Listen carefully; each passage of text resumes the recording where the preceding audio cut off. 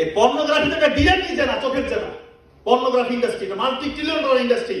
এটার উদ্দেশ্য এবং কাজই হচ্ছে যুবক যুবতীদেরকে ধ্বংস করা। সত্যি বলছি, যুবক যুবতীদেরকে ধ্বংস করে দেওয়া, স্পেশালি মুসলিম যুবক যুবতীদেরকে ধ্বংস করা, যেন মাথা তুলে দাঁড়াতে না পারেন। আপনার ব্রেন এটা যেন জানোয়ারের মতো হয়ে যায়, জানোয়ার পশুর মতো হয়ে যায়। এই জন্য এই অশ্লীলতাকে ছড়িয়ে দেওয়া হয়েছে।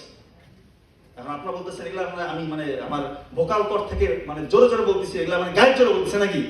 বৈজ্ঞানিক ভাবে প্রমাণিত আমাদের যে ব্রেইনের ফ্রন্টাল লোব আছে, ফ্রন্টাল লোব এটা শ্রিঙ্কেজ হয়ে যায়, সংকুচিত হয়ে যায়।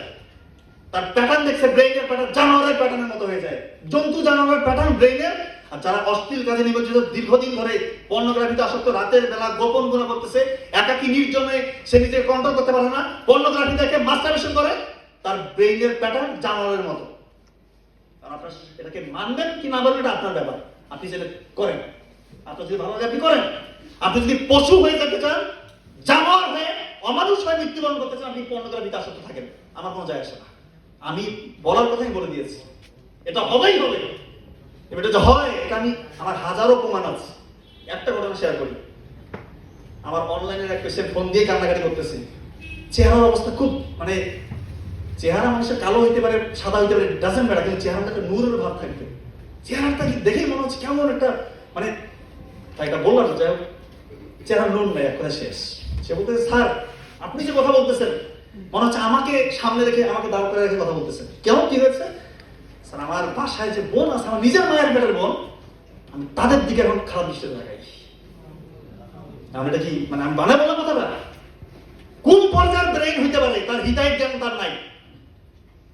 সে এখন সুচিন্তিত চিন্তা, সে ঠিক মতো চিন্তা করতে পারে না। আমাদের যে ডিসিশন মেক, আমরা যে চিন্তা করবো ঠিক মতো, কোনটা করা যাবে কোনটা করা যাবে, কোনটা বলা যাবে কোনটা বলা যাবে না, এই হিতাহিত জ্ঞান তার নাই।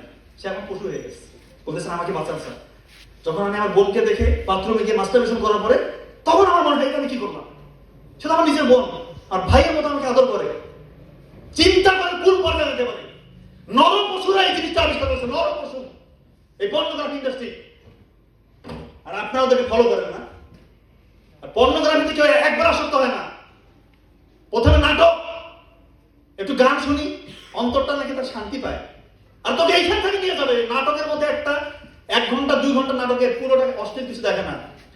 একটা সিন হতে এমন কিছু দেখাবে যেটা থেকে আপনার ব্রেন টিকার হয়ে যাবে, আপনি স্টিমুলেট হবেন, আপনি তখন কন্ট্রোল করতে পারবেন না। তখন মনে হবে যে নাটক বা সিনেমাতে যাই, কি টলিউড বলিউড হলিউড এই সেই দিয়ে, তখন ওইটাতে আপনার ব্রেন আর শান্ত হবে না, ক্ষান্ত হবে না। আপনি আরো চাইবেন, আরো লাগবে, কি লাগবে? পর্ন দেখবেন। পর্ন দেখেও এরপরে আপনি সফট